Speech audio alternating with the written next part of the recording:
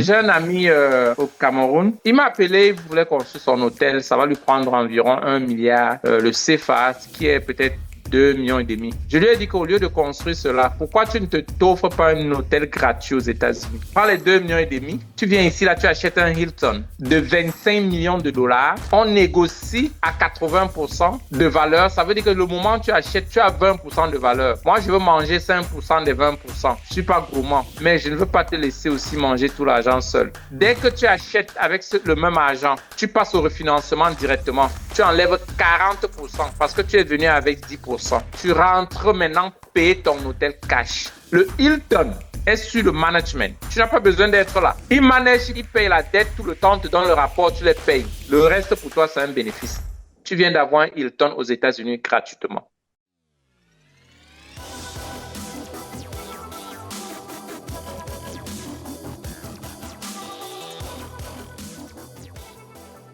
Bienvenue tout le monde, bienvenue pour ce nouvel épisode de Mon Patrimoine où on décortique les meilleures stratégies financières et patrimoniales pour bâtir, protéger et faire fructifier votre richesse.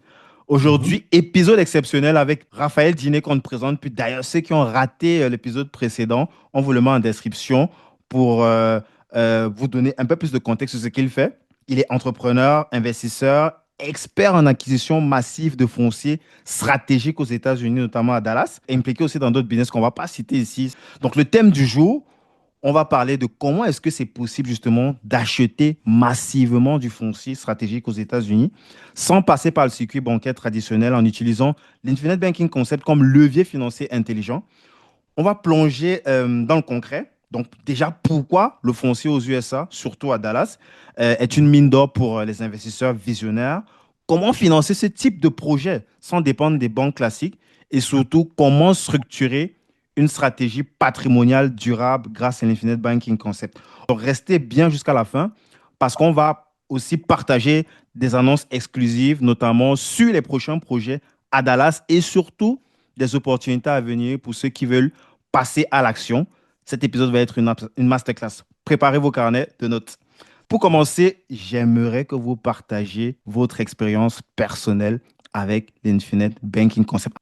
C'était en 2000, je crois 2003, à partir d'une de mes camarades dans l'État de Géorgie. C'est là où j'avais entendu parler de ce concept. Et vous savez, il y a certaines cultures que quand ils se rencontrent, c'est pour enseigner comment développer la fortune. L'invitation, c'était que, bon, OK, comment préparer tes enfants ou bien préparer tes héritiers en préparant un testament où tu peux les laisser des millions. J'ai dit, mais attends, moi, ça c'est intéressant, des millions. Bon, en cette période, je n'avais pas 1 million de dollars. J'étais à moins de... Peut-être j'étais à 4 ans aux États-Unis seulement. Donc, je me cherchais encore, comme on dit. Et puis, je suis allé, quand j'ai suivi le concept, quelque chose qu'ils ont poussé, qui était très intéressant, c'était, ils poussaient que même si tu es venu d'une famille pauvre, même si tu n'es pas riche, même si tu n'es pas millionnaire, après toi, tu peux laisser des millionnaires. Et aussi, ils avaient beaucoup parlé du testament. Ils ont dit, mais aujourd'hui, beaucoup de gens n'ont presque pas de testament parce qu'ils n'ont rien à donner. Alors qu'il y a un concept qui peut te permettre à tous tes enfants de ne pas subir ce que tu as subi. Ça, c'était devant moi de Transamerica. Je reçois les updates tout le temps. Donc, j'avais souscrit, je m'étais engagé dès cette période. Tous mes enfants, après, quand tu nais, une semaine maximum, une semaine, le policy est fait. Oui, oui, oui. Moi, le policy est fait. Mes sœurs, ma petite sœur. D'ailleurs, l'autre jour, j'ai demandé à ma petite sœur, elle a fait une transaction de près de 30 000 dollars. J'ai dit, mais tu as pris l'argent? Ouais, elle m'a dit, non, j'ai enlevé dans ma police. J'ai dit, waouh. Donc, c'est quelque chose qui est vraiment, qui avait été trop gardé par certains gens. beaucoup d'entre nous, on pense que non, il faut juste aller avoir 4, 5, 6 boulots et dépenser l'argent d'une autre façon, alors qu'il y a des véhicules très stratégiques pour vraiment briser la pauvreté, briser complètement la pauvreté. Et c'est ce que d'autres ont utilisé. Donc, on a posé un petit peu le décor. Revenu sur notre sujet. Euh, Peut-être faut qu'on essaye déjà de comprendre, avant de rentrer dans les stratégies, pourquoi l'acquisition massive de foncier est une stratégie incontournable aujourd'hui aux États-Unis. Parce que, mine de rien, ce qui a donné lieu à cette conversation, c'est un premier décryptage de vidéos entre toi, Raphaël, et Stéphanie Bidam. Nous, on a trouvé ça tellement pertinent. Et la façon dont le processus était expliqué, tout de suite, on a vu le lien avec l'Infinite Banking et comment est-ce que les gens pouvaient justement bonifier cela. On va rentrer dans le détail dessus, mais est-ce qu'on peut encore donner du contexte, Raphaël? Pourquoi Dallas? Pourquoi le foncier? Et pourquoi ne pas aller directement, par exemple, sur l'achat de l'immobilier comme la plupart des personnes font?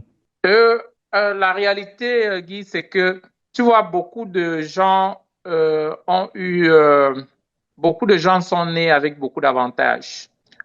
Déjà, moi, j'ai pas eu beaucoup d'avantages parce que au niveau de l'éducation, j'ai arrêté au cours élémentaire 2 et aussi mon père était l'un des plus pauvres du quartier. Ça m'a poussé à être trop curieux. Quand je veux quelque chose, je regarde ceux qui sont en train de bien faire et je me pose la question comment est-ce qu'ils font. Donc, quand je suis arrivé à un niveau aux États-Unis, j'ai commencé à étudier les millionnaires. La plupart bondissaient beaucoup avec le foncier. Quand tu étudies les milliardaires, tu as quelques poignées qui ont utilisé d'autres véhicules que le foncier. Je l'ai fait aux États-Unis et puis j'ai étudié un peu dans le monde entier. De ceux qui sont au sommet, qui sont restés stables, ils ont stabilisé avec le foncier. Comme je dis, moi, je suis beaucoup plus curieux. J'ai analysé le fonctionnement. Je me suis dit, j'ai vu quelque chose de très curieux. Certains, quand tu fais des recherches, par exemple, au niveau du Texas, tu regardes dans le centre-ville, le taux de propriété, je ne sais pas comment je veux dire, les propriétaires qui n'ont pas de crédit, qui sont à 100% propriétaires. Plus quand tu vas au centre-ville, tu commences à bouger pour aller en périphérie. Dès que tu sors du centre-ville légèrement, tu commences à voir les gens qui sont 100% propriétaires. Plus tu avances, les gens sont 100% propriétaires. J'ai dit waouh. Et après, j'ai regardé encore une chose. Je me suis demandé, mais comment ceux-ci font pour accumuler, pour directement être des propriétaires? Parce qu'il faut avouer qu'avant, je ne savais pas qu'il y avait des gens aux États-Unis qui avaient des maisons qui les appartiennent, ils n'ont pas de dettes. J'ai trouvé que beaucoup de gens vont en périphérie. Un terrain qui coûte 1 million, 2 millions, 3 millions de dollars à Dallas, ils achètent en périphérie. Je prends Forney, qui est à 10 minutes de Dallas. Aujourd'hui, les terrains sont dans les 300 000, mais quand on avait commencé, on vendait à 50 000 par hectare. Quelqu'un qui a acheté à crédit et a gardé pendant 7 ans, le prix se multipliait par 3. Même, non, par 6. Même s'il avait encore la dette est devenue, la valeur, à cause de la valeur de sa dette est devenue 10% seulement du bien, sans qu'il ne paye toute la dette. J'ai dit, waouh. Et une autre chose, j'ai regardé, en périphérie, il n'y a pas de crime. Donc, le budget de la ville est moins. Donc, les taxes, là où je vis, les taxes sont à 1,2%. J'ai un ami qui vit de l'autre côté de Fort Worth, qui paye 7% taxes foncières. Donc, si la maison d'1 million de dollars, il sera presque à un peu moins de 70 000. Le taxe foncier et puis le taxe scolaire. Parce qu'ici, on a les taxes, le school district pour l'école et puis pour le foncier. Donc, quand tu mélanges les deux, tu as 7 presque. Alors que moi, je suis à presque 0,3 et puis le taxe scolaire qui est à presque 1. Donc, lui paye 70 000 dollars, moi, je paye environ Pour être exact, je paye presque 16 000 dollars. J'ai 4 avantages. Le premier avantage, je suis fermier parce que j'ai 20 bœufs dehors. Ça me permet de ne pas payer les taxes. Donc, je paye les taxes seulement sur ma maison. J'ai ensécrit ma maison, c'est ça que je paye. Mais lui ne peut pas faire ça parce qu'il n'a pas des extra hectares. Donc, les extra hectares moins chers qui me fait convertir ma maison en une ferme avec 20 bœufs qui se baladent avec quelques chèvres dans la cour, ça me permet d'épargner énormément d'argent. Énormément d'argent. Donc, j'ai compris que les gars sont en train d'utiliser des véhicules stratégiques comme ceux dont on a parlé tout à l'heure pour se faire des fortunes. Juste des petites techniques simples. Ça qui les a donné la liberté financière totale. Mais non, le catch dedans, c'est que ici aux États-Unis, ça prend environ entre 7 à 10 ans pour envahir une nouvelle ville. La ville de Forney, dont on dit là, c'était comme un village. Quand on avait acheté un terrain là-bas, notre site là-bas était 270 hectares. Dans le temps, on vendait à 50 000 dollars. Aujourd'hui, si tu n'as pas 300 000 dollars, tu ne peux pas avoir un hectare là-bas. D'ailleurs, on ne trouve plus les hectares. Les gens vendent plutôt par lot. Et un hectare, tu peux diviser en 8 lots. Donc, tu vois un peu la différence. Les gens sont en train de vendre le lot aujourd'hui à 50, 60, 65 000 dollars. Mais quand tu calcules les choses comme ça justifie pourquoi des gens sans argent ou avec juste un peu d'argent, le minimum, moins de 5%, moins de 10% de la valeur des 50 000, peuvent acquérir un bien qui les aligne directement dans la valeur, dans la ligne des millionnaires. Ce sont des choses, évangélisées. Au départ, certains gens disaient, non, mais attends, c'est pas possible. Moi, je ne les en veux pas parce que normalement, selon le subconscient de l'homme, ce qui est possible, c'est ce qu'on connaît. Mais aujourd'hui, on demande aux gens d'ouvrir leur entendement pour embrasser et apprendre ce qu'ils ne connaissent pas. Donc, moi, je dis que c'est d'abord ça des premiers avantages. Ce sont des stratégies que beaucoup qui sont en Amérique du Nord, comme nous, ou bien beaucoup qui étaient là avant, les autochtones, ils utilisent pour se faire des fortunes. Les pays très convoités, on ne fabrique plus les terrains. J'étais en train d'étudier seulement l'Afrique est en train d'envoyer des millions de personnes aux États-Unis. Je dis seulement le continent africain. Des millions. N'en parlons plus l'Inde, la Chine et tout. L'Amérique du Nord est convoitée. Mais on ne fabrique plus les terres. Donc, tous ceux qui ont déjà quelque chose, ils ne peuvent que s'asseoir et vraiment enjoy jus de la valeur qui augmente sans cesse. Complètement. Donc, je pense que ça, c'est d'abord des raisons. Nous avons vu ce qui s'est passé avec Trump, avec d'autres économies. Quand Trump a voulu fermer les États-Unis, beaucoup de présidents se sont mis à genoux. Parce qu'aujourd'hui, il faut avouer que l'économie en Amérique du Nord, nous sommes dans les tops.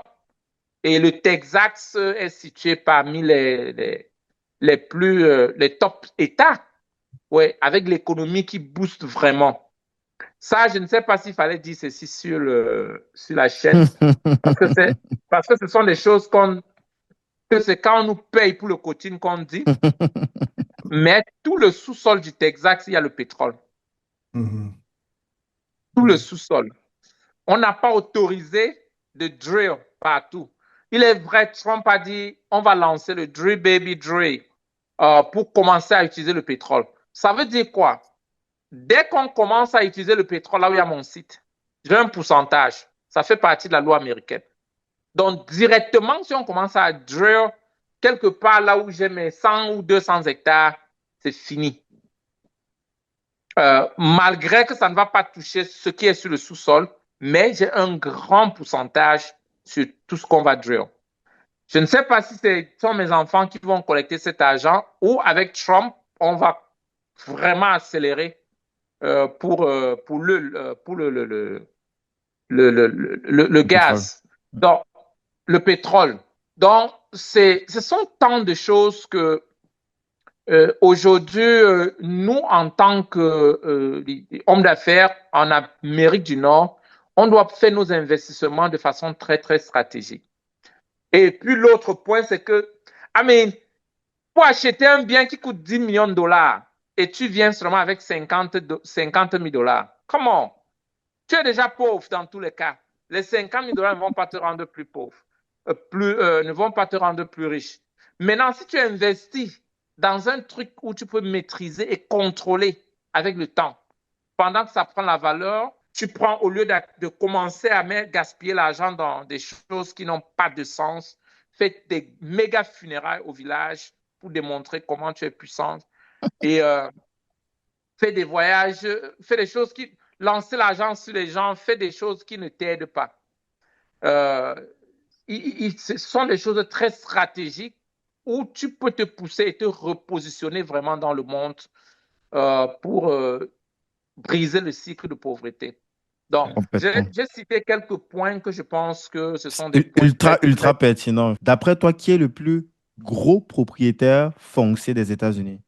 Hein? Tu sais qui c'est? Qui c'est qui est le plus gros propriétaire foncier aux US?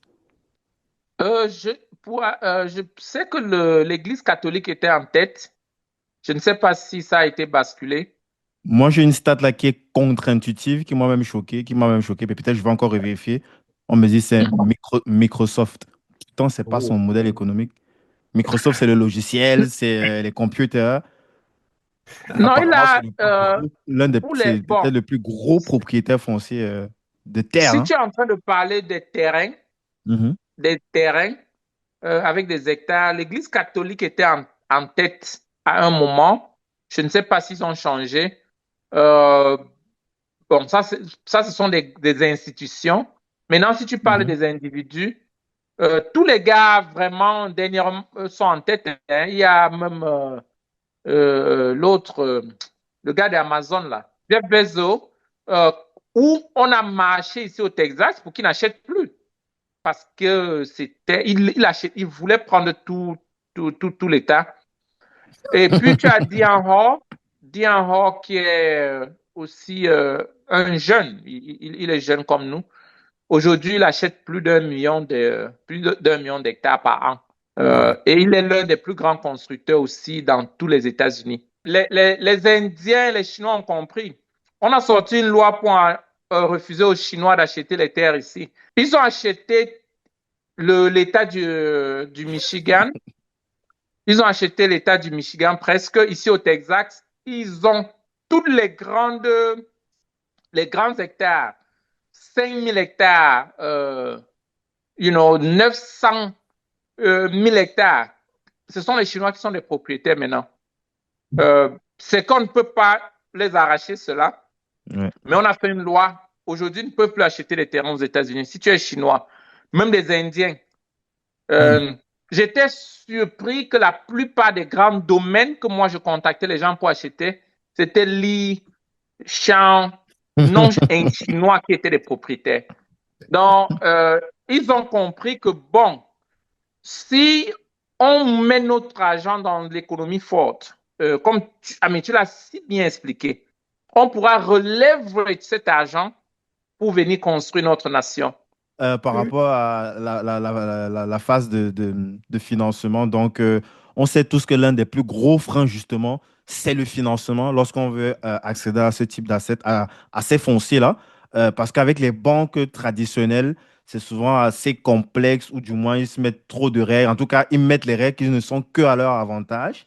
Et c'est la raison pour laquelle vous avez pensé en dehors de la boxe pour justement financer ces assets-là d'une autre façon.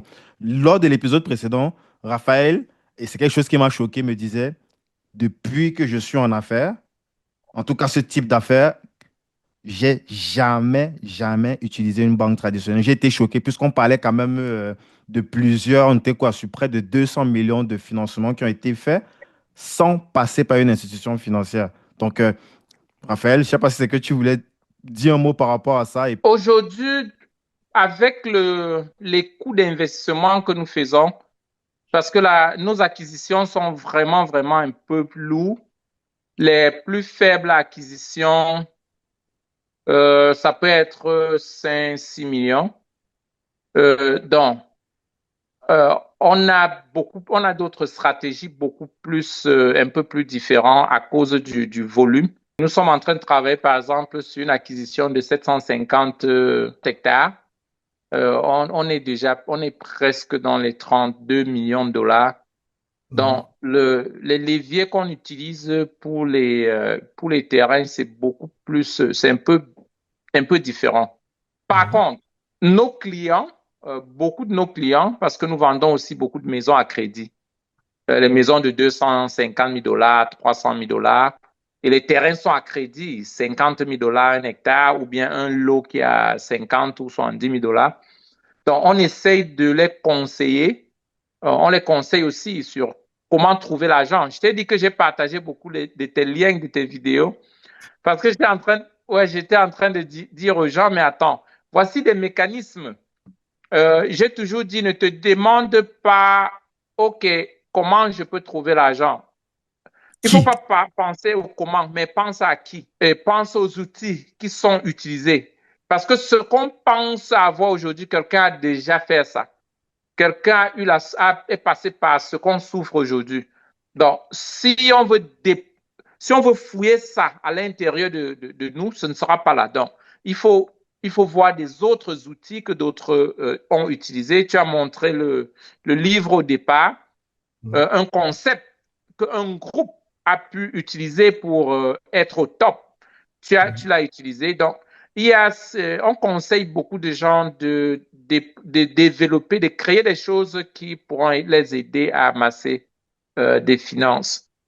J'ai un jeune homme, un client qui a acheté chez nous, ça fait peut-être 3 ans et demi. Il a acheté sur 10 hectares et une maison et 10 hectares. Mais je ne sais pas comment ça s'est passé avec lui. Il y a peut-être deux mois, il a payé off son terrain. Il a payé off son terrain. C'est un Camerounais. Il a même payé au niveau du Cameroun. Et puis, il m'a envoyé un document de morcellement. Il m'a demandé si je pouvais morceler 5 hectares de son terrain en un hectare. Qu'est-ce qui s'est passé? Dans cette somme, on avait vendu à 50 000 par hectare. Je ne sais pas comment il a convaincu ses collègues. Bon, il est vrai, sur ce site, il n'y a plus de terrain. Ils ont tellement aimé. Il y a 5 de ses collègues qui les a vendus à 150 000 chacun. Ça lui a donné assez d'argent pour payer off sa dette. Donc, en réalité, c'est comme si ses collègues ont payé la maison et 5 hectares pour lui.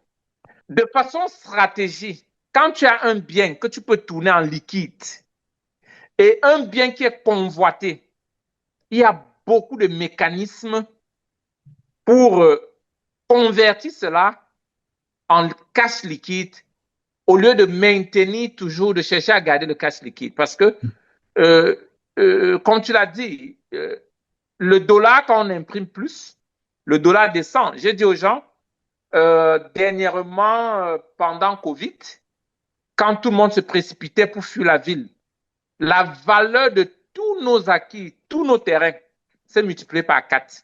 Parce qu'il y avait trop de demandes. Personne ne voulait être en ville. On se disait qu'il y a un virus qu'on appelle Covid qui cherche les gens pour tuer. Et surtout les vieilles personnes. Donc, les gens se sont précipités en campagne et tout a changé. Chaque fois quand il y a la demande, quand il y a plus de demandes, ou bien des demandes brusques, comme pendant la période de Covid, où directement il fallait se confiner ou bien se séparer un peu pour ne pas être contaminé, ça a boosté le marché vraiment d'immobilier d'une autre façon.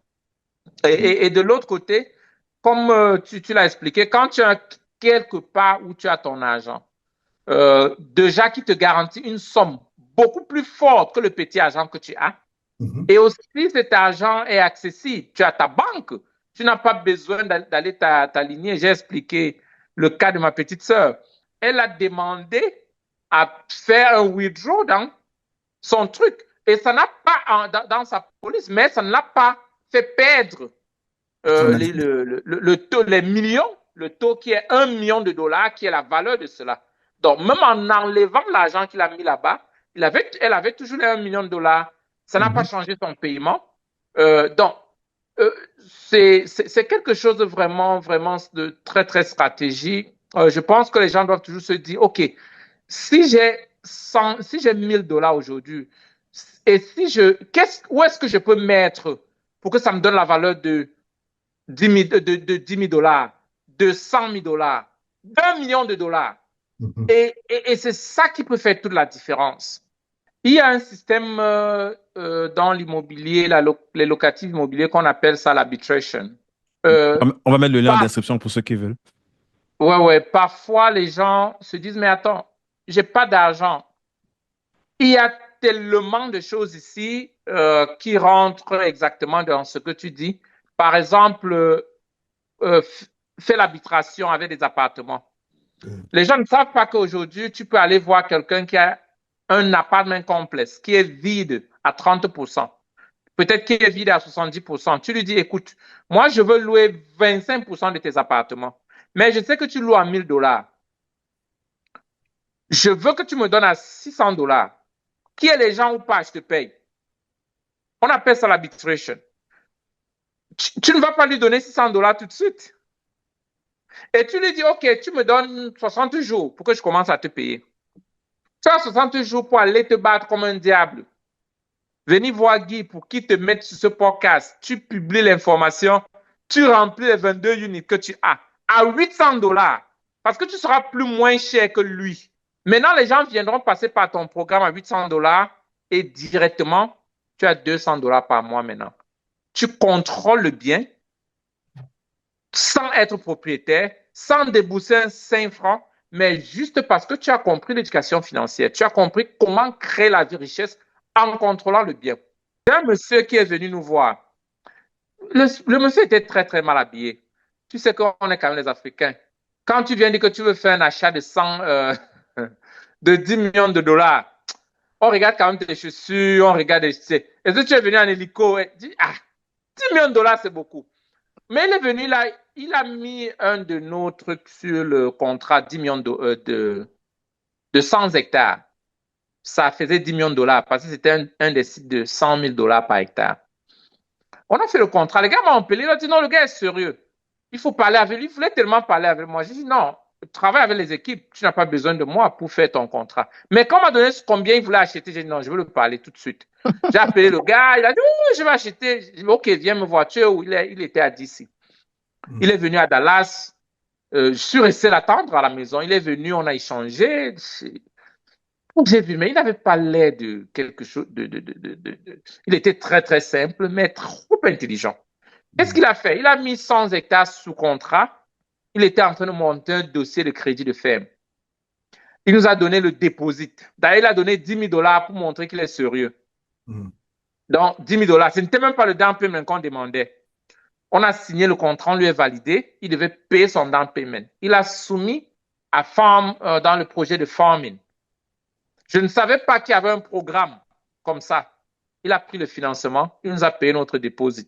Et puis aujourd'hui, il a 100 hectares qui n'avait pas l'argent. Je ne sais même pas là où il a trouvé les 10 000 dollars pour nous donner. Je suis sûr qu'il était vraiment foiré. Mais il a eu un financement, je crois, dans les 3,5 millions pour la ferme. Il nous a donné notre down payment sur qui vaut environ 50 000 dollars parce que c'est 5 000 dollars par hectare. Et maintenant, il est propriétaire, il a levé les fonds par rapport à ça, il a utilisé le contrat qui contrôlait le terrain avec, parce que c'est son terrain. Il avait le deed of trust. Donc, pour lever les fonds maintenant, quand il a approché la banque pour montrer que, OK, j'ai un actif de 10 millions de dollars, même comme si j'ai les dettes dessus, ça fait beaucoup de sérieux. Et maintenant, je veux 3,5 millions. Tu vois, il y avait beaucoup de sérieux dedans. Il a pu avoir ce financement. La stratégie de contrôler le bien et se créer une fortune vraiment avec. Je vois ça sur les yeux tous les jours. Je me dis, mais waouh! L'éducation financière, c'est quelque chose. Ce qui fait la différence, c'est pas ce qu'on a déjà, mais c'est d'abord la capacité de voir ce que d'autres ne voient pas et savoir comment contrôler les choses. Donc, utiliser des leviers stratégiques pour se repositionner maintenant et faire fortune. Je pense que euh, le gars, il est beaucoup mieux. D'ailleurs, la dernière fois que je l'ai vu, il était beaucoup plus différent que la première fois. Là, c'est vrai. C'est capital pour nous de savoir vraiment déployer les leviers qui vont nous faire contrôler des grosses richesses qui représentent peut-être juste moins d'1% du cash qu'on a en main. Si tu as 10 000 dollars, ou sur 1 million avec. Si tu as, ne cherche pas à consommer ou bien ne cherche pas à utiliser seulement cela. Parce que une autre chose de l'autre côté, c'est que chaque année, ton argent perd de valeur.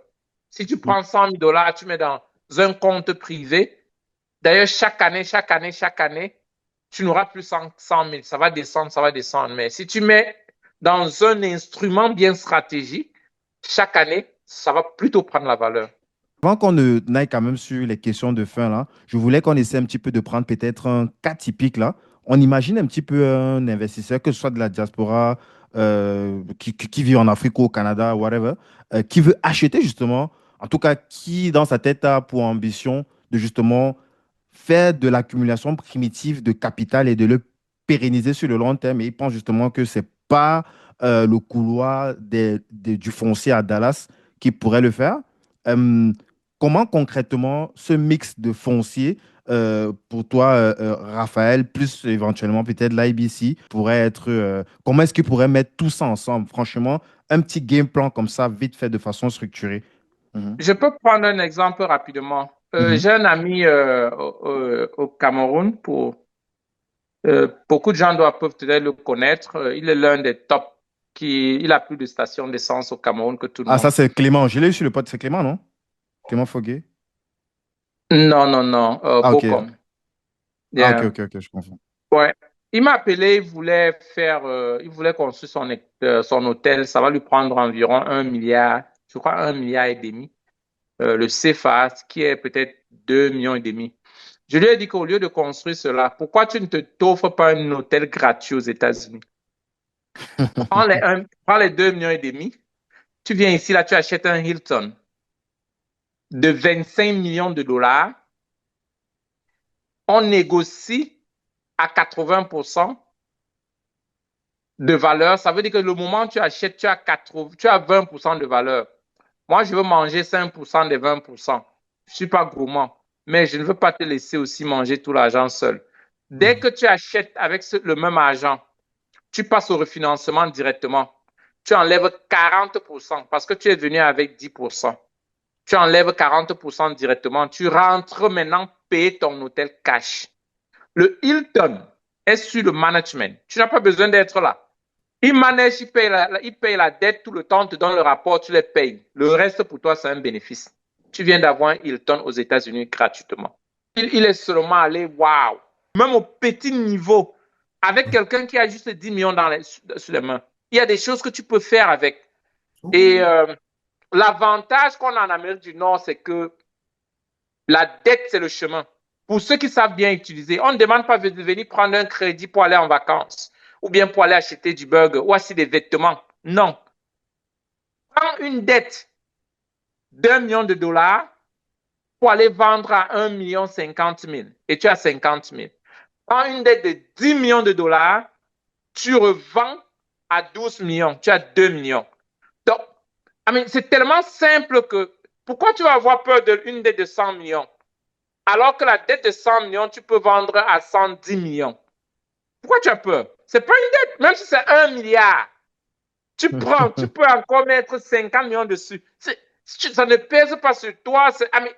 Je ne sais pas ce qui est tellement lourd dedans. Donc, euh, euh, moi, je pense que ceux qui sont en Afrique et même ceux qui sont en Amérique du Nord, ils doivent leverage.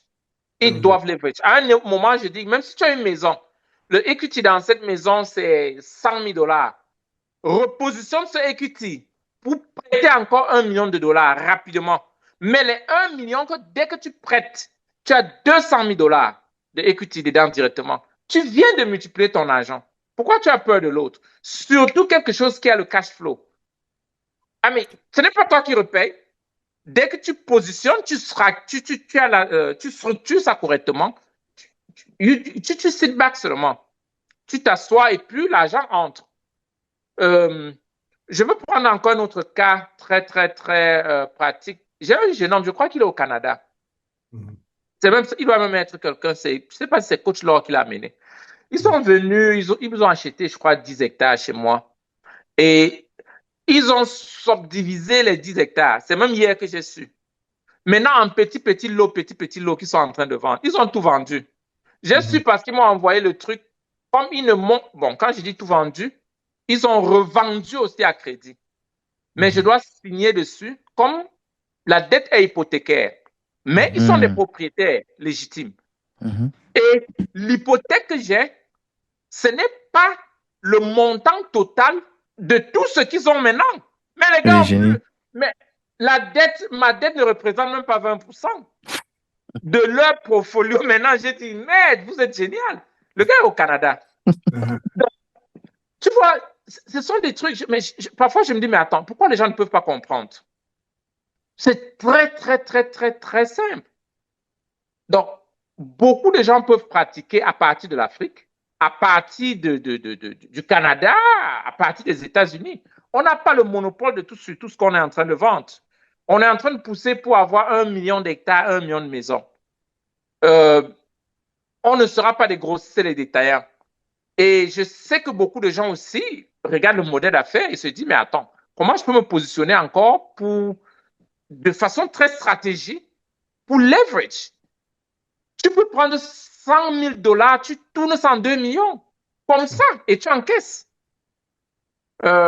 Donc, moi, je peux dire que ça, c'est quelques cas, par exemple, très, très, très pratiques. Et ce qui est très bien pour l'immobilier, vous savez, nous aussi, les êtres humains, on aime des choses qu'on peut toucher, des choses qui sont palpables, les choses qui donnent la fierté. You know, quand tu construis une maison ou tu développes un patrimoine, il y a cet attachement très, très, très fort. Et puis même le sentiment le sentiment je ne sais pas.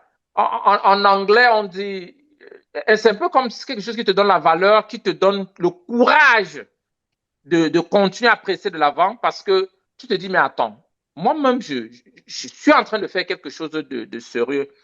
Et comme je l'ai dit au départ, quand je prenais mes polices, c'est que je voulais que tous mes enfants soient millionnaires.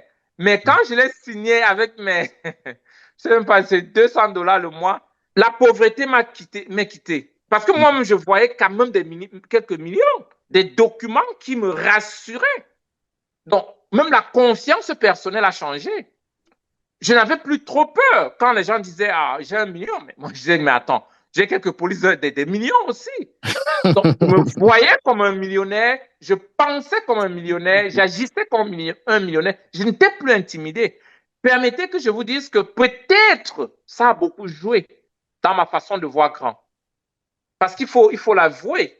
Quand tu vois grand, tu rêves grand, tu n'as pas les repères. Ça peut te faire sombrer dans la dépression. Tu penses que tu es en train de manifester la folie sans savoir. Mais quand tu as quelques repères, ça te booste. Ça te booste correctement. Complètement. Yes. Raphaël, est-ce que tu fais les enfants pour avoir des polices ou l'inverse? Je rigole.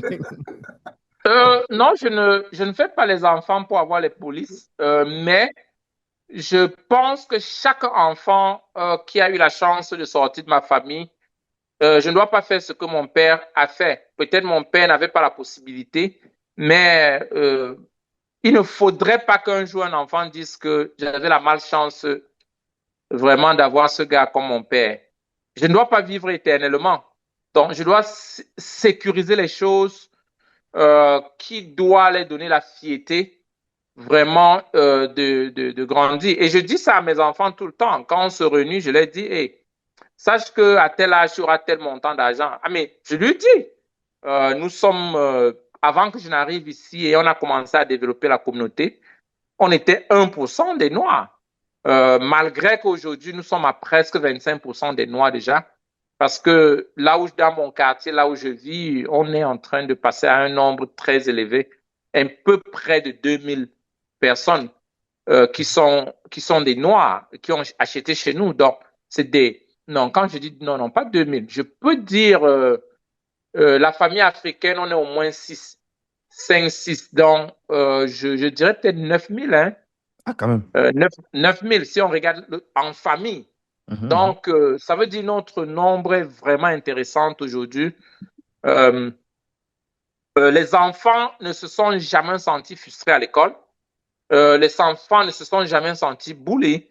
Parce Mhm. que d'ailleurs, tous les quartiers les envient. À l'école, on les envie. Les enseignants les envient.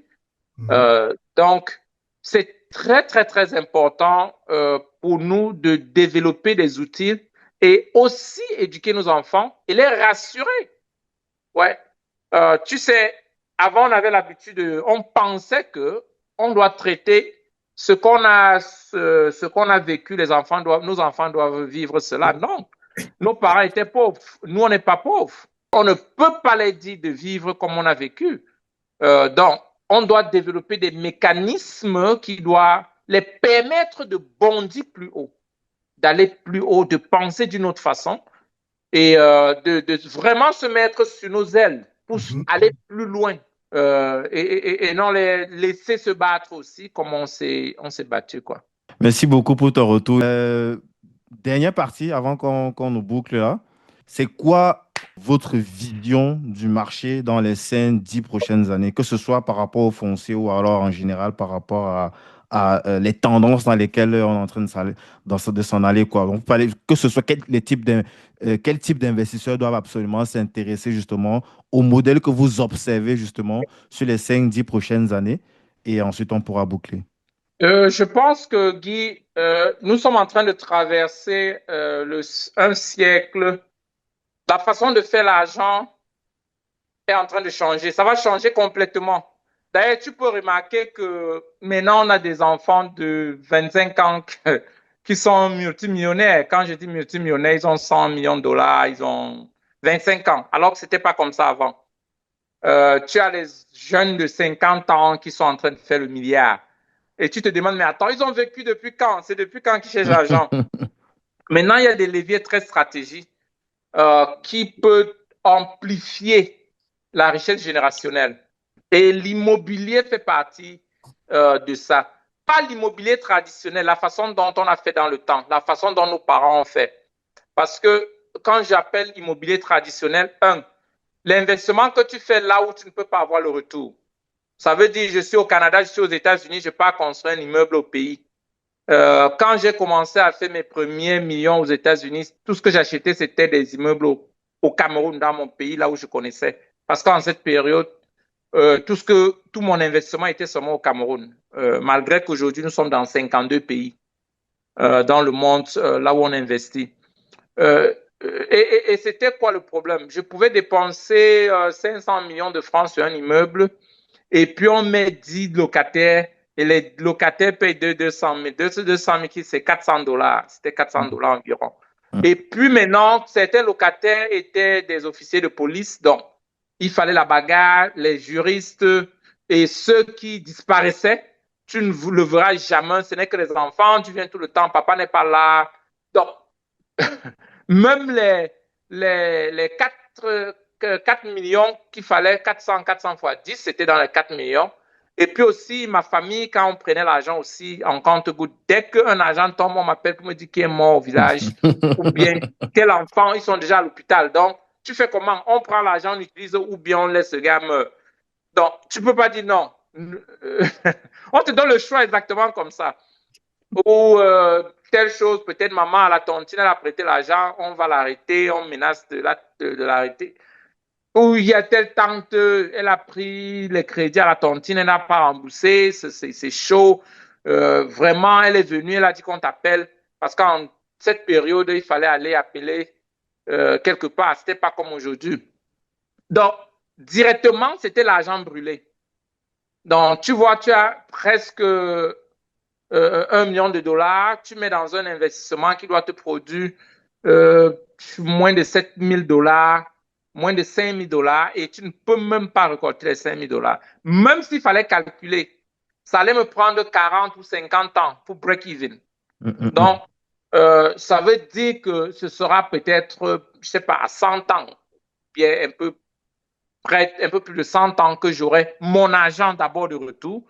Et cet argent maintenant, ce sera par rapport à l'inflation, l'argent aura la valeur de peut-être 10% seulement de cet argent.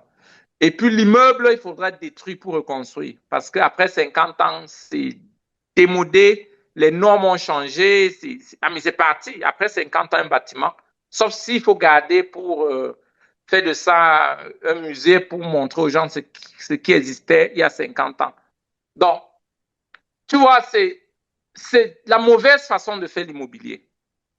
Alors que le même argent, je pouvais prendre ce même argent pour lever peut-être 100 millions de dollars.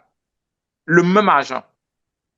Donc, tu vois, c'est ça qui est le grand problème. C'est ça qui est souvent le grand problème. Donc, C'est je pense que psychologique. C'est quelque chose qui est difficile à intégrer juste du fait de la psychologie, en fait. Parce que ce que tu es en train de dire, comme ça, sur le papier, c'est logique. Mais dans la réalité, pour la plupart des gens, c'est pas la démarche. La démarche normale, c'est ce que tu as dit en premier. Je vais aller acheter le terrain au pays, construire les meubles et essayer d'exploiter, en fait. Donc, il y a une grosse partie qui relève de la psychologie que de l'exécution, quoi. tu vois, Guy, pendant nos événements, on fait 2 événements par mois, en décembre et en juillet. Je prends une journée pour éduquer pour l'immobilier et j'explique mes erreurs. J'ai fait tellement d'erreurs dans l'immobilier. L'immobilier pour moi, tu vois, c'est tellement ancré en moi parce que c'est tout ce qu'on connaissait parce que ceux qui faisaient l'immobilier, au moins restaient un peu, ils pouvaient rester consistants pendant longtemps. Mais il y a d'autres activités qui pouvaient tomber, mais quand même dans l'immobilier. Mais jusque-là, ils faisaient de la mauvaise façon. Quand tu prends tout ton argent, tu mets dans un truc qui ne peut pas te donner 10 fois la valeur, c'est déjà une faute. Yeah. Mhm. C'est déjà une erreur. Donc, il y a où investir. Est-ce qu'il y a le pouvoir d'achat? Quand on parle des locataires, est-ce que tu peux vraiment avoir le locataire? Un deuxième gros projet, parce qu'on m'avait dit non, non, non, Mastercode, il y a beaucoup d'investissements. Pour ceux qui connaissent Yaoundé, j'ai fait un projet juste à la poste centrale. Ça s'appelle Wisdom City, comme notre cité qui est ici à côté, où on vend des appartements pratiquement à de 200 à 600 millions de francs. C'est à 80% vide. On a quelques ambassadeurs, quelques expatriés et tout ça. C'est un autre mauvais investissement. Très, très mauvais investissement. On m'avait dit non, non, non, si c'est bon placé, si c'est bien, comme il y a la demande, les gens qui vont au Hilton, le Hilton, c'est 400 000 par jour, et puis ils vont préférer avoir, oui, mais combien de personnes vivent au Hilton? Mhm. Quand tu prépares presque 80 appartements, tu ne peux pas avoir 80 personnes qui sont au Hilton tout le temps et qui veulent être dans un truc privé. Donc, il y a beaucoup d'erreurs qu'on a commises avant de se repositionner. Euh, donc, aujourd'hui, dans l'immobilier, beaucoup de gens qui sont bien partis pour faire une fortune détruisent leur fortune. Et j'ai toujours dit aux gens, si tu as 1 million de dollars, tu vas acheter un bien immobilier avec 1 million de dollars, tu as détruit 1 million de dollars. Tu as 1 million de dollars, achète un bien immobilier de 100 millions de dollars. Achète un bien de 20 millions de dollars avec tes 1 million de dollars. Ou bien tu le Maintenant, splits tu as en créé 100, la 100 richesse. 000, quoi. Tu le splits en 100, 100 000 et tu achètes 10 immeubles à 1 million, quoi. Tu te retrouves avec 10 Ça peut millions. être 10 immeubles ou bien un bien qui a la valeur plus élevée. C'est un peu comme ce qu'on Mhm, fait. mhm, Un bien immobilier de 1 hectare, tu payes 5 000 dollars, tu contrôles le bien. Tu mhm. contrôles le bien. Maintenant, tu prends ton temps, tu as 30 ans pour payer. Tu as tout le temps pour manigancer comme tu veux. par exemple. Tu peux utiliser comme hypothèque, mais tu n'as pas donné tout ton argent. Il y en a qui sont très, très stricts avec les intérêts. Ils ont peur des intérêts. Ils n'aiment pas. Là, ceux-là payent cash, ils sont tranquilles. Ils savent que non, à tout moment, j'ai mon argent liquide qui gonfle seulement tous les mois. Une des choses que j'aime les dettes. D'ailleurs, je cherche les dettes, les bonnes dettes. Si je trouve un truc que je peux, qui a la valeur de 100 000, tu me donnes un crédit à 80, 70, 60, je prends directement, sans réfléchir. Parfois, je pousse même à 90. 10%, ça fait 10 millions. J'adore. 95, si j'ai le preneur sur les mains. Parce que tu fais un 5 millions directement avec la dette. Donc, moi, je pense que c'est ce qu'on doit se mettre en tête. Beaucoup de gens disent qu'en Amérique du Nord, les gens prospèrent vite. C'est qu'ils n'ont pas compris que nous, on lève sur la dette. Si j'ai besoin d'une voiture, je peux pas prendre. Je paye doucement, doucement. Le prix que je dépense, ça dépasse le prix du taxi de chaque jour. Donc, directement, j'ai levé sur quelque chose. J'ai une voiture de 50 000 dollars avec peut-être zéro down et c'est juste 300 dollars par mois. Maison, au lieu d'aller louer un appartement, je paye chaque mois, ou bien une maison, je prends une maison de 250, 300 000 dollars, peut-être qu'il y a le paiement de 1500 dollars. Au lieu de louer une maison à 2500 dollars, j'épargne 1000 dollars. Donc maintenant, c'est comme si j'ai ma dette, j'épargne 1000 dollars et puis, en payant, je développe le equity dans la maison. Ce n'est pas quelqu'un d'autre qui collecte. Si ce n'était pas le bon chemin, les gens ne devraient pas acheter des maisons pour mettre des locataires dedans. Moi, je dis que je ne suis pas trop intelligent, mais je pense pourquoi les gens intelligents font de cette façon. Et moi, je veux faire le contraire. Donc, au lieu d'être locataire, je préfère faire comme les riches font. Ceux qui sont en train de payer, d'utiliser beaucoup d'argent pour acheter tout ce patrimoine et mettre les autres dedans.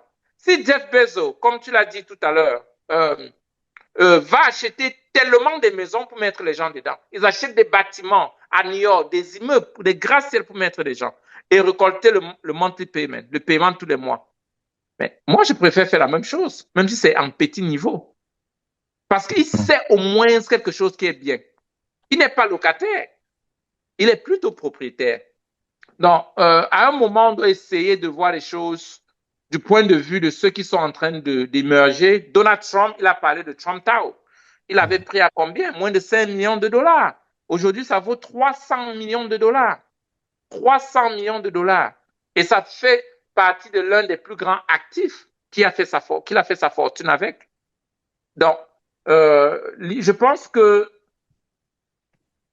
chacun qui est en train de nous écouter doit se dire, OK, qu'est-ce que j'ai sur la main? Comment est-ce que je peux leverage ça? Surtout pour sécuriser dans un outil qui peut me créer la fortune que je peux contrôler. Que ce soit une police d'1 million de dollars, que bon, maintenant je prends l'argent que j'ai, je fais une police et j'ai 1 million de dollars sur mon testament. Tu peux écrire que non, si je ne suis pas là, tu partages 1 million de dollars. Au lieu de ne pas faire le testament parce que tu as honte, que ta voiture, même si c'est ta voiture, même que tu as vraiment, ça n'a pas de valeur. Et comme tout est costume, tout le monde ne peut pas suffire dedans, donc tu ne peux pas partager des costumes et des autres choses, quoi. Complètement. Merci beaucoup, Raphaël. Là, on va conclure. Raphaël, il faut quand même qu'on fasse. On l'a déjà fait lors du précédent épisode. Donc, on a prévu enregistrer aussi sur place à Dallas lors de l'événement de 3 jours, du 5 au 7 décembre. Donc, est-ce qu'on peut profiter pour que tu nous dises un petit peu c'est quoi cet événement? Tu as rapidement parlé de ça tout à l'heure, mais tu n'as pas donné assez de détails. Donc, ça se déroule sur 3 jours. Ça se fait à peu près 2 fois par an. Qu'est-ce qu'on vient faire sur Dallas et qu'est-ce qui se passe pendant ces 2 jours? C'est quoi l'opportunité et comment on fait pour s'inscrire? Déjà, je suis très content comme de coach Laure. Je crois qu'elle est une des personnes magnifiques qui a toujours travaillé sur cet événement. Pour moi, c'est le concept de donner vraiment la valeur aux autres. Tu vois, quand tu t'engages dans l'investissement, pour moi, je te trouve comme quelqu'un déjà qualifié à réussir.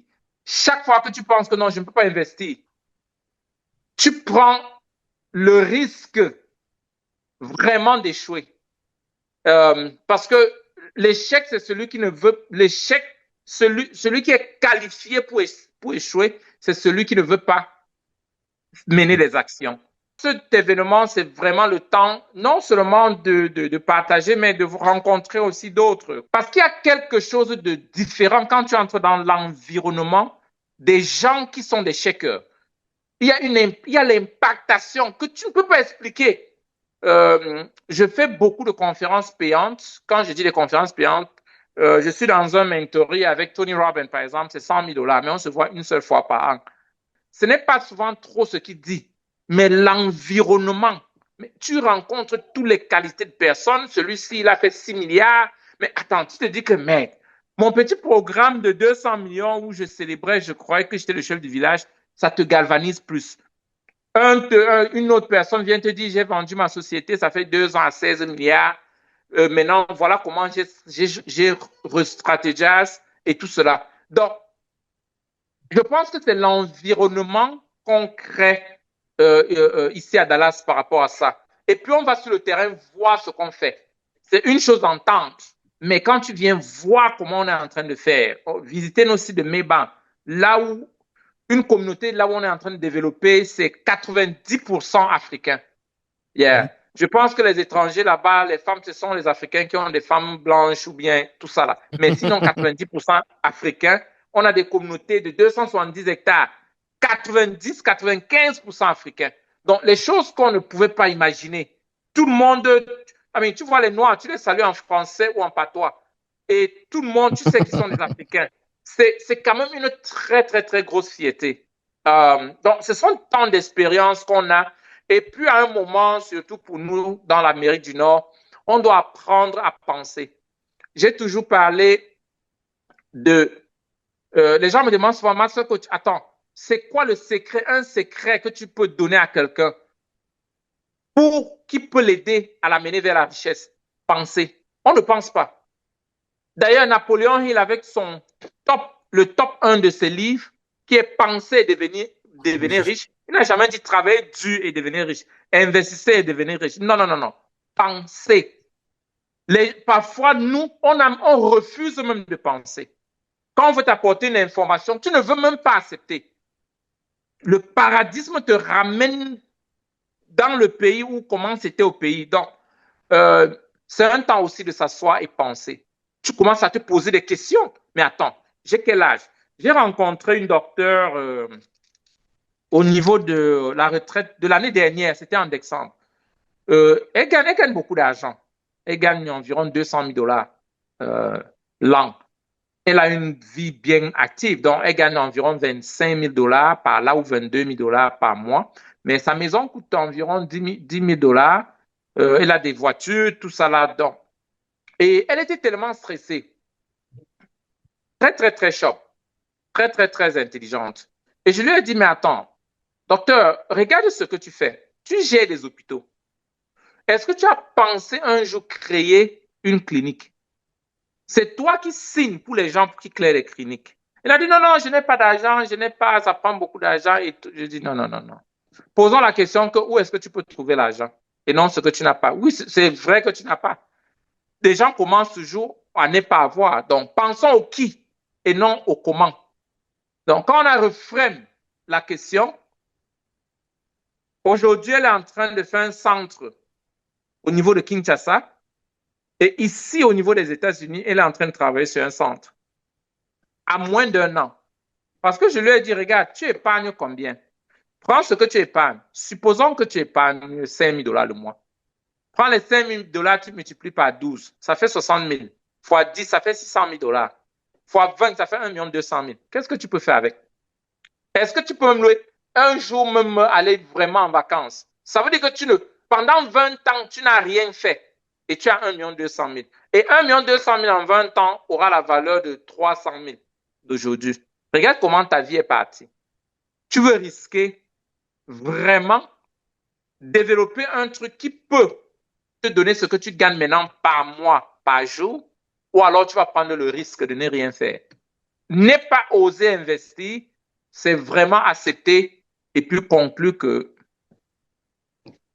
je suis destiné à la pauvreté. Comme les gens avaient l'habitude de dire que non, mon arrière-grand-mère était pauvre, la grand-mère était pauvre, mon père était pauvre, donc c'est notre chemin. On peut Ultra puissant. changer l'histoire, notre histoire. Puissant. Il y a même un bouquin d'ailleurs dessus en anglais, je crois que ça s'appelle Who, Not How. Je ne sais pas c'est qui l'auteur, donc les gens qui s'intéressent, ils peuvent aller chercher ça sur Amazon. Who, Not How. Yes, Euh, Benjamin, il s'appelle Benjamin, qui là? Benjamin, the how and not the who and not the how. ah, perfect. Yes. Yeah. All right. Merci beaucoup, les gars. Merci, mon cher Raphaël. On a vu aujourd'hui que l'achat massif de foncier peut, de façon stratégique, bien évidemment, aux États-Unis, ce n'est pas réservé à une élite ni aux gros investisseurs institutionnels. Avec la bonne stratégie, le foncier ciblé à Dallas plus financement via de l'infinite banking, c'est un modèle accessible, duplicable, extrêmement puissant pour bâtir un patrimoine. Comme toujours, si cet épisode vous a inspiré, abonnez-vous, laissez un avis, partagez-le avec une personne qui doit absolument entendre cette conversation. Je vais quand même dire une dernière chose aussi. Tout ce qui a été partagé pendant cette entrevue avec Raphaël n'a de sens que si il y a cette démarche d'avoir le désir et de commencer par se former. Et la formation, ça a un coût et c'est normal. N'entreprenez rien de façon hasardeuse. Ne partez pas vous lancer dans des projets d'achat de terrain aux États-Unis sans passer par des professionnels, soit disant parce que vous voulez économiser en ne payant pas peut-être une prestation au niveau de chez Raphaël. Pareillement, au niveau de l'Infinite Banking. Donc, à chaque fois, commencez par le désir, mais formez-vous, n'entreprenez pas. Le type d'erreur qu'on peut faire sans se former, c'est des erreurs qui condamnent généralement à vie, quoi. Donc, ayez cette démarche, désir, formation et ensuite exécution pour dérouler tout ce qui suit. Donc, Raphaël, je vais te laisser le mot de fin et on va boucler là. Oui, Guy, je pense que tu l'as si bien dit. Moi, j'ai l'habitude de l'illustrer. Celui qui peut mettre tous ses enfants, sa maman, sa femme dans un hélicoptère et se lever avec l'hélicoptère sans jamais finir sa formation à l'école de l'entrepreneuriat, mais à l'école de pilote, c'est celui aussi qui peut se lancer dans l'entrepreneuriat sans se former. C'est la même chose. C'est juste que parfois, on est surpris. Pourquoi on a perdu de l'argent? Pourquoi on a des problèmes? On a des crises. Maintenant, on est stressé parce que ce n'est pas allé comme on veut, parce qu'on ne s'est pas formé. Euh, une vérité sur l'entrepreneuriat, c'est que plus tu apprends, plus tu pourras faire l'argent. Quand tu te développes, tu deviens la personne qui peut faire l'argent te suit. Mais ce n'est pas quelque chose qui vient de façon naturelle. Je n'ai jamais vu un docteur, par le désir de faire la médecine, il est devenu un expert. Ou bien un pilote, par le désir de piloter, il est devenu un grand pilote. Et il commence à se balader avec les pilotes, avec les passagers. On ne devrait pas faire la même chose en entrepreneuriat. Il faut toujours se former. Les tops aujourd'hui, tu ne peux jamais trouver un top, que ce soit un boxeur, un catcheur, un footballeur sans un coach. C'est impossible. Il y a toujours quelqu'un qui peut sortir le meilleur de toi-même. J'ai parlé le cas de Viviane. C'est quelqu'un, quand je l'ai vu, elle ne voyait pas ce qu'elle avait. Donc, j'ai vu quelque chose qu'elle-même ne croyait pas. Aujourd'hui, et puis, c'est extraordinaire. Tony Robbins, quand il m'a rencontré, je ne croyais pas. Même pas que je ne croyais pas, je ne savais même pas que j'avais un potentiel. Donc, c'est lui qui m'a dit, mais attends, tiens, tu as une richesse, tu as ceci que je n'ai pas. Moi-même, je n'ai pas ce que tu as. Tu as un marché que tu maîtrises, tu as des gens qui peuvent se référer à toi. Ah, mais tu as ce que moi-même, je ne peux pas faire. J'ai dit, comment ça? Alors que toi, je pense que c'est toi le meilleur. Donc, lui, en tant que coach, il m'a poussé, il m'a fait bondir, il m'a fait retracer ma vie d'une autre façon. Et aujourd'hui, notre présence dans presque 52 pays, avec ce qu'on fait ici aux États-Unis, on vend un peu partout, ce que je n'avais jamais pensé. Donc, je suis tout à fait d'accord avec toi et j'encourage ceux qui nous écoutent, forme-toi et forme-toi. Et la connaissance d'hier ne peut pas t'aider à faire face à la vie de demain. C'est la connaissance d'aujourd'hui. Parce que l'être humain est mutant, le monde est en train de changer. Parfois, les gens sont étonnés que, mais attends, je comprends plus, mais bien sûr, les gens changent, les choses changent, l'approche change.